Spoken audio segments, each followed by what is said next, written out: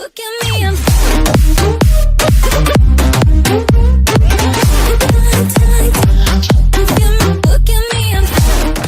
Having played for 5 different NFL teams, I'm invited to a homecoming weekend by each franchise every year. The only exception had been the Houston Texans.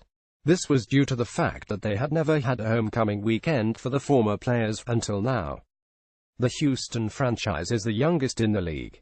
The team's first season was in 2002 under owner Bob McNair. Starting a franchise from scratch is a difficult proposition in the NFL. You're at a steep disadvantage, as not only is your roster entirely new, but much of the employee infrastructure isn't tested in the competitive world of the NFL. Despite running a first-class organization and sparing no expense, McNair's team Houston had a lot of playoff success during its 16-year run. But that doesn't mean that Houston had star players. In only the Texans' second year in existence, McNair's first general manager, Charlie Casserly, held the 3rd pick in the 2003 NFL Draft. Sometimes an NFL franchise gets lucky, and the Texans received a huge gift when the Detroit Lions chose Charles Rodgers with the 2nd pick, allowing them to snag the franchise's first superstar with the next selection. Wide receiver Andre Johnson put the Texans on the NFL map. He brought legitimacy to the youngest kid on the block, and he did it his way. For almost a decade, Dre was one of the most feared wide receivers. To judge his career by only his statistics would be a great disservice to him as a player and as a man. I played with a lot of great players during my 12 seasons in the NFL. I sat in quarterback rooms with Brett Favre and Eli Manning.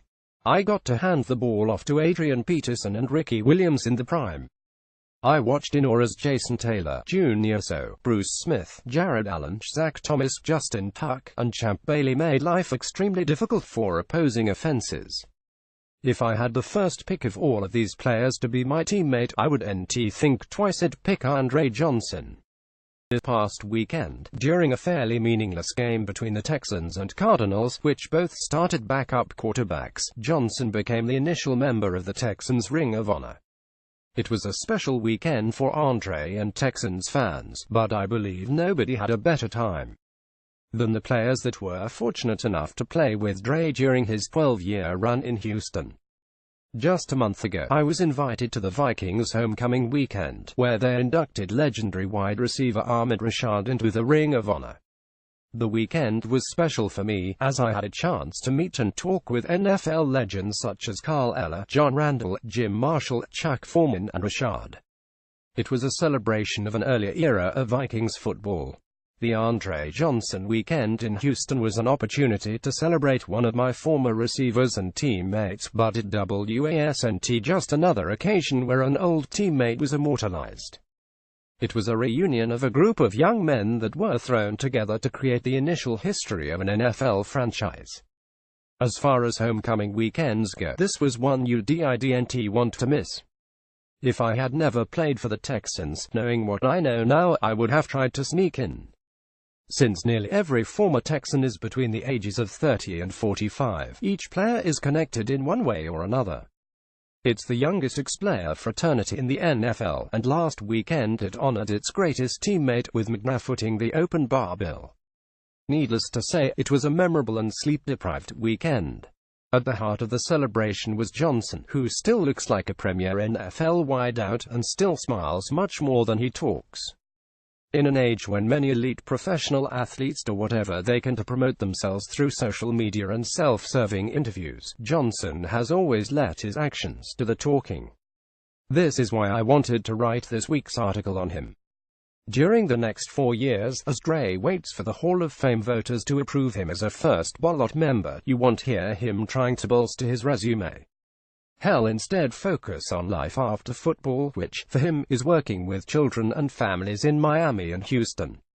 This is why I feel compelled to speak for Andre, so others know just how accomplished he was as a complete NFL wide receiver. Jerry Rice is widely regarded as the greatest receiver in NFL history. The length of his career, the whopping numbers he put up over nearly 2 decades, and the Super Bowl rings he acquired are the main reasons he finds himself at the top of the list. But if you compare Rice and Johnson based on what they can do for your offense, I don't believe there are many things Rice did better than Johnson.